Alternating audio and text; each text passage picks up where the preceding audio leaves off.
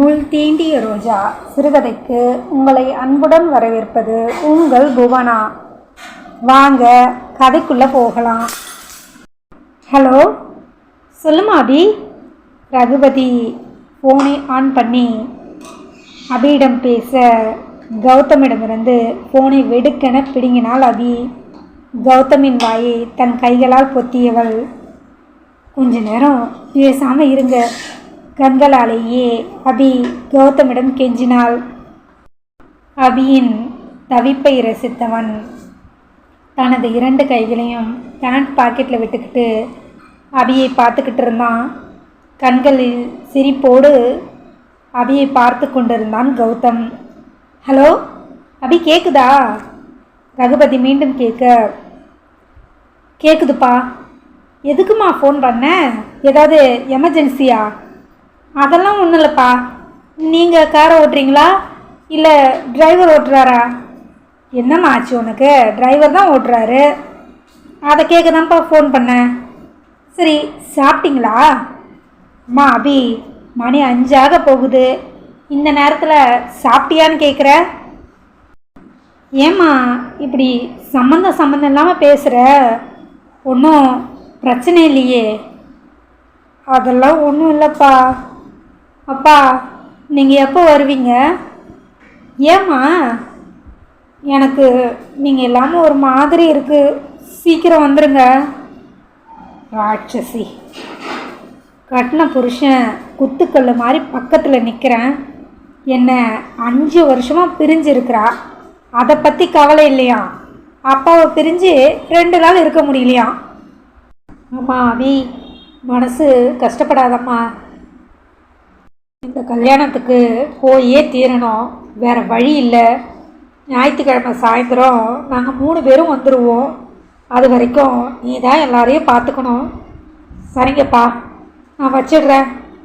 அப்பாவை பிரிஞ்சு இருக்க முடியாதோ? இவளை விடக்கூடாது. கௌதம் மனசுக்குள் கருவிக்கொண்டான். இங்கே பாருங்கள், நீங்கள் அஸ்வினை பார்க்கணுன்னு கூட்டிகிட்டு வர சொன்னீங்க. அஸ்வின் இப்போ இங்கே இல்லை. அவன் வந்த பிறகு நானே ஒரு நாள் கூட்டிகிட்டு வரேன். அது வரைக்கும் என்னை டிஸ்டர்ப் பண்ணாதீங்க. அதெல்லாம் என்னால் முடியாது. எனக்கு நீ வந்தாகணும், அதுவும் இன்னைக்கு நைட்டே. நீங்கள் நினைக்கிறதெல்லாம் நடக்காது. நான் வரமாட்டேன். நீ அடங்க மாட்டடி. ஏதோ விளையாட்டாக பேசிக்கிட்டு இருக்கேன்னு நினைக்கிற. சரி, நான் முதல்ல உங்கள் வீட்டுக்கு போகிறேன். அபி ஓடி வந்து அவன் கையை பிடித்தாள். ஏன் என்னை இப்படி டார்ச்சர் பண்ணுறீங்க? சரி, உங்களுக்கும் வேணாம், எனக்கும் வேணாம்.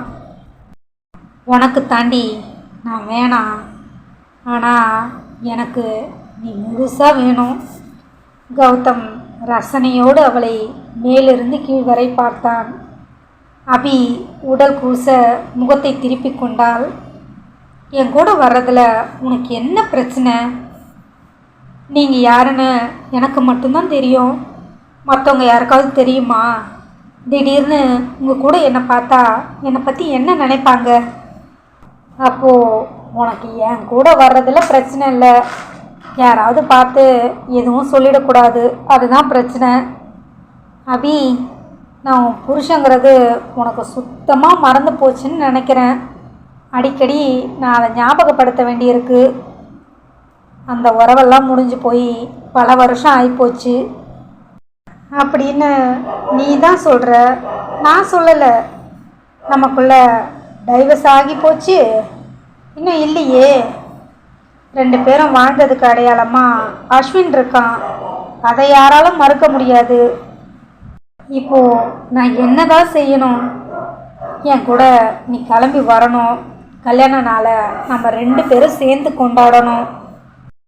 அப்படின்னா ஒரு கண்டிஷன். என்ன கண்டிஷன்? நாளைக்கு காலையில் தான் நான் வருவேன். அப்புறம் அது அது சொல்லு, வேற என்ன? அது கௌதம் சிரித்து கொண்டே அவளை பார்த்தவன், நீ எதுக்கு தயங்குறன்னு எனக்கு நல்லாவே புரியுது. உன் விருப்பம் இல்லாமல் என்னோட விரல் நுனி கூட உன் மேலே படாது. தைரியமாக வா. உங்களை நம்பலாமா? நிச்சயமாக நம்பலாம், வா. அதற்கு மணி 6ஆகிவிட விஷ்ணு அபிக்கு கால் பண்ணி, அபி, எனக்கு இன்றைக்கி கொஞ்சம் வேலை இருக்குது, நீயா வீட்டுக்கு வந்துடுறியா? சரிங்க அத்தான். சரி கிளம்பு, நானே உன்னை ட்ராப் பண்ணுறேன். கௌதம் சொல்ல, இல்லை வேண்டாம், நானே போய்க்கிறேன். ஏய், நீ என்ன தான் நினச்சிக்கிட்டு இருக்க? உன் அத்தான் கூப்பிட்டா போவ, என் கூட வரமாட்டியா? என் பொறுமையை ரொம்ப சோதிக்காத, ஒழுங்கா என் கூட வா. எனக்கு நல்லா தெரியும் உங்கள் மனசில் என்ன இருக்குன்னு. என் மனசில் என்ன இருக்குன்னு தெரியுமா? சொல்லு சொல்லு, என் மனசில் என்ன இருக்குன்னு நீ சொல்லு பார்ப்போம். இதை பாருங்க, நீங்கள் நினைக்கிற மாதிரியெல்லாம் எதுவும் நடக்காது. அதைத்தான் கேட்குறேன், நான் என்ன நினச்சேன்னு நீ சொல்லு பார்ப்போம். அதை நீ சொல்லும்போது கேட்க என் மனசுக்கு ரொம்ப சந்தோஷமாக இருக்கும். அபி முகத்தை திருப்பிக்கொள்ள, ஒரு புருஷன் மனசில் நினைக்கிறது வெளியில் சொல்கிற அளவுக்கு ஒரு பொண்டாட்டி அமையிறது பெரிய கொடுப்பனை. அது எனக்கு அமைஞ்சிருக்கு, அதை நான் மிஸ் பண்ணுவேனா? இங்கே பாருங்கள், தேவையில்லாத எந்த கற்பனையும் வேண்டாம். நீங்கள் நினைக்கிற மாதிரி எதுவும் நடக்காது. அதைத்தான் கேட்குறேன், நான் என்ன நினச்சேன் அதை நீயே சொல்லு. அபி முகத்தை திருப்பி கொண்டாள். எனக்கு டைம் ஆகுது, நான் போகிறேன். ஏய், வெயிட் பண்ணு, நான் கூட்டிகிட்டு போகிறேன். கௌதம் சொல்வதற்குள் அபி வேகமாக கீழே வந்து ஒரு ஆட்டோ பிடித்தாள். கௌதம் மேலிருந்து அவளை பார்த்து கொண்டிருந்தான். அவள் ஆட்டோ ஏறிய அடுத்த நொடி அவளுக்கு ஃபோன் பண்ண கௌதம், நாளைக்கு காலையில் 8 மணிக்கெல்லாம் உன் வீட்டு வாசலில் நான் வெயிட் பண்ணுவேன், சீக்கிரம் வந்துரு. வீட்டுக்கெல்லாம் வர வேண்டாம், நீங்கள் ஆஃபீஸ்கிட்ட வெயிட் பண்ணுங்க, நான் வரேன். சரி ஓகே, 8 மணி ஞாபகம் இருக்கட்டும். லவரை பிக்கப் பண்ண கூட யாரும் இந்த அளவுக்கு கஷ்டப்பட்டு இருக்க மாட்டாங்க. கட்டின பொண்டாட்டியை கூட்டிக்கிட்டு போக நான் எவ்வளவு கஷ்டப்பட வேண்டியிருக்கு. கௌதம், உன் நிலமை எதிரிக்கு கூட வரக்கூடாதுரா. டேய், நீ மைண்ட் வைஸ்னு வெளியில் பேசிக்கிட்டு இருக்க, சொல்லிக்கொண்டே விவேக் வந்தான். சரி, நாளைக்கு என்ன பிளான்? நீ ஆஃபீஸை பார்த்துக்கோ, நானும் என் பொண்டாட்டியும் வெளியில் போகிறோம். சந்தோஷமாக போயிட்டு வாங்க. அங்கே போயும் அவகிட்ட சண்டை போட்டுக்கிட்டே இருக்காத. ஆமாம், நான் தாண்டா சண்டை போடுறேன், எனக்கு வேறு வேலையே இல்லை பாரு. அதுக்கு சொல்லலை மச்சான், சந்தோஷமாக போயிட்டு வாங்க அதுக்காக சொன்னேன். ஆமாம், லவ்வர்ஸ் டே அன்னைக்கு நீ போய் ராகவியை பார்க்கலையா? ஆமாண்டா, அபியை கூட்டிக்கிட்டு போகவே நீ இவ்வளோ கஷ்டப்படுற. ராகவிக்கு நான் யார் என்னன்னு கூட தெரியாது, நான் போய் கூப்பிட்ட உடனே கூட வந்துடுவா பாரு. இந்த வருஷம் லவ்வர்ஸ் டே வேண்டாம், அடுத்த வருஷம் 2 பேரும் கல்யாண நாளை கொண்டாடிக்கிறோம். ஓஹோ, அவ்வளோ நம்பிக்கையா? எல்லாம் நீ இருக்கிற நம்பிக்கை தான் மச்சான். விவேக் சொல்ல, கவலையே படாத, அடுத்த வருஷம் உங்கள் 2 பேருக்கும் நிச்சயமாக கல்யாண நாளாக தான் இருக்கும். சரி, நான் கிளம்புறேன், நீ பார்த்துக்கோ. அபி ஆட்டோவில் வந்திறங்குவதை மாடியிலிருந்து பார்த்து கொண்டிருந்த மைத்திலி கீழே வந்து, என்னக்கா, அத்தான் உன் கூட வரலையா? அவர் வர லேட் ஆகுமா, அதான் நான் ஆட்டோவில் வந்துட்டேன். மைத்திலி, நாளைக்கு ஆஃபீஸ் விஷயமா நான் கொஞ்சம் வெளியில் போகிறேன், சாயந்தரம் தான் வருவேன். சரிக்கா, பார்த்து பத்திரமா போயிட்டு வா. விஷ்ணு வீட்டுக்கு வருவதற்கு மணி 11 ஆகிவிட அவனிடம் பேச வேண்டும் என்று காத்து கொண்டிருந்த மைத்திலி விஷ்ணு டயர்டாக வரவும், என்னத்தான் ரொம்ப டயர்டாக இருக்கா?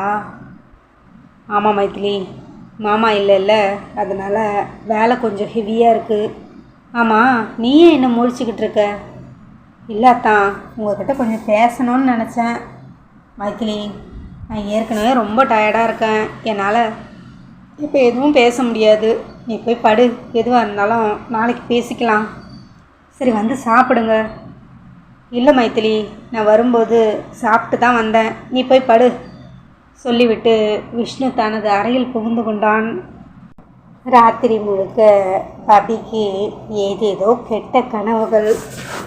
மறுநாள் நிதானமாக எழுந்து குளித்து முடித்து எடுத்து வைத்திருந்த ஒரு சிம்பிளான சுடிதாரை போட்டுக்கிட்ட அபி லேசான மேக்கப்லேயே அழகாய் மிளிர்ந்தாள். நேராக மைதிலி ரூமுக்கு போனவன் மைதிலியும் ராகவியும் நன்றாக தூங்கி கொண்டிருக்க, மைதிலி தூக்க கலக்கத்தில் மைதிலி எழுந்து அமர, சரி நான் கிளம்புறேன், அத்தாங்கிட்டையும் ராகவிக்கிட்டேயும் சொல்லிடு. அவளை சற்று விசித்திரமாக பார்த்தாள் மைதிலி. என்னடி, ஏன் அப்படி பார்க்குற? ஒன்றும் இல்லைக்கா. ஏன் ராத்திரியெல்லாம் சரியாக தூங்கலையா? கண்ணெல்லாம் செவந்த மாதிரி இருக்கு. அப்படியெல்லாம் ஒன்றும் இல்லை. சரி, அக்கா எழுந்ததும் விஷயத்தை சொல்லிவிடு, நான் கிளம்புறேன், பார்த்து போயிட்டு வாக்கா. அபி வேகமாக வீட்டிலிருந்து வெளியே வர சரியாய் அவளது ஃபோன் அடித்தது. எடுத்து பார்த்தா கௌதம் தான். சொல்லுங்க, எங்கே இருக்க? இப்போ தான் வீட்டில் இருந்து கிளம்ப போகிறேன். சரி, உன்னோட தெரு முனையில் தான் நான் இருக்கேன், நீ வா, நான் உன்னை பிக்கப் பண்ணிக்கிறேன். நான் தான் ஆஃபீஸ்கிட்ட வரேன்னு சொன்னேனே. சரி, ஓகே, நான் வந்துட்டேன், இப்போ என்ன பண்ண சொல்கிற? கிளம்பி வா, நான் வெயிட் பண்ணுறேன். கடவுளே, யார் கண்ணிலையும் படக்கூடாது. அபி பயந்து கொண்டே வர சரியாய் தெருமுனையில் கௌதம் அவளுக்காக காத்து கொண்டிருந்தான். அபி வேகமாய் போய் காரில் ஏறிக்கொள்ள கார் சீறி பாய்ந்தது.